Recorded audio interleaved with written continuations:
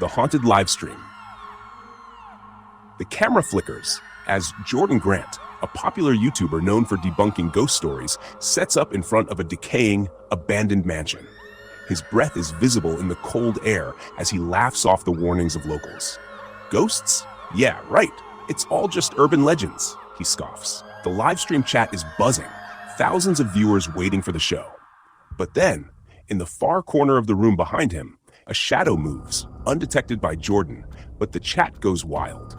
The lights in the house dim, the signal distorts, and a whisper, barely audible, emerges. You shouldn't be here.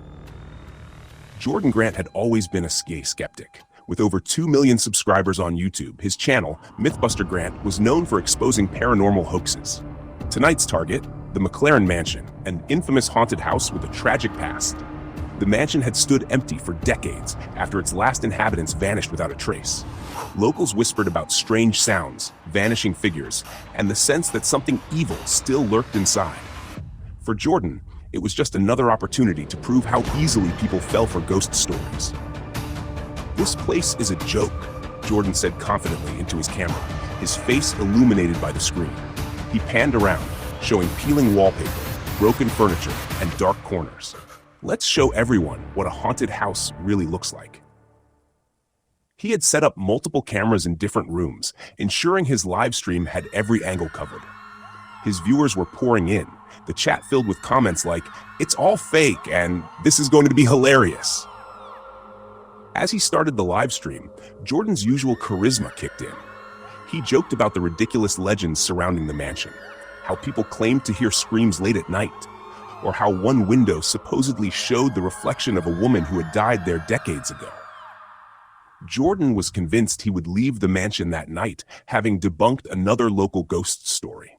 But his viewers saw something he didn't. As Jordan entered the dilapidated dining room, the camera captured something odd in the reflection of an old mirror hanging crookedly on the wall. It was faint, just a brief, human-like silhouette, but enough to send the chat into a frenzy. "Did anyone else see that?" "Bro, behind you!" Jordan laughed as he skimmed the chat, thinking it was part of the fun. "Nice try, guys. I'm not falling for that."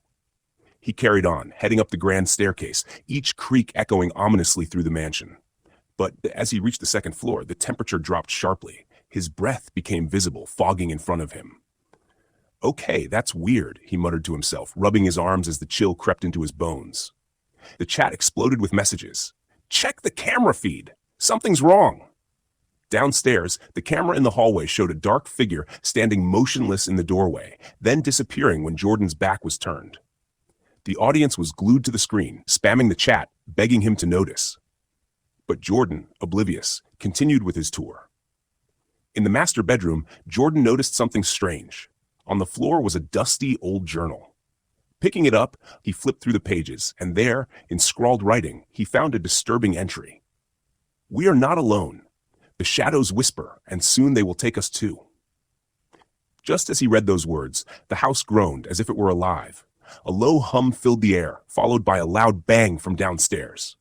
The chat went into overdrive. "Get out! Run, Jordan!" Now visibly shaken, Jordan decided to head back downstairs to investigate. But as he descended the staircase, every light in the mansion flickered and went out. The only illumination came from his phone's flashlight and the dim glow from the camera feeds. That's when he saw it. In the reflection of the front window, a figure, a woman, pale and hollow-eyed, stood behind him. He spun around, but the hallway was empty. "All right, this is getting weird," Jordan whispered into the camera, his bravado cracking. "Maybe it's time to cut the stream." But the chat screamed at him to stay. More viewers piled in, eager to see what would happen next. Jordan was torn. He wanted to leave, but the surge in views was too good to pass up. Suddenly, his phone vibrated with a notification. It was from one of his camera feeds. He opened it, and his blood ran cold. In the frame, the dark figure from before was back, only this time it wasn't disappearing. It was moving towards the room he was in. The footsteps echoed behind him. Jordan ran, his heart pounding, breath ragged. He burst into the mansion's foyer, camera still rolling, panting as he slammed the door shut behind him. But the chat was now filled with messages like, "You can't escape," and "It's too late." The lights flickered once more. A deep, guttural growl came from behind the door. Jordan backed away, his voice trembling as he tried to calm himself down. It's not real. It's just a story.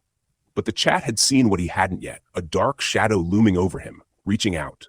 The stream cut out. The next morning, police found Jordan's equipment scattered in the mansion's foyer, but there was no sign of him. His viewers, millions of them, were left to wonder what they had witnessed. Was it an elaborate stunt, or had the mansion claimed another victim? Days later, a chilling update appeared on Jordan's YouTube channel. The live stream replay had been uploaded, but this time, the video had a new title: You're Next.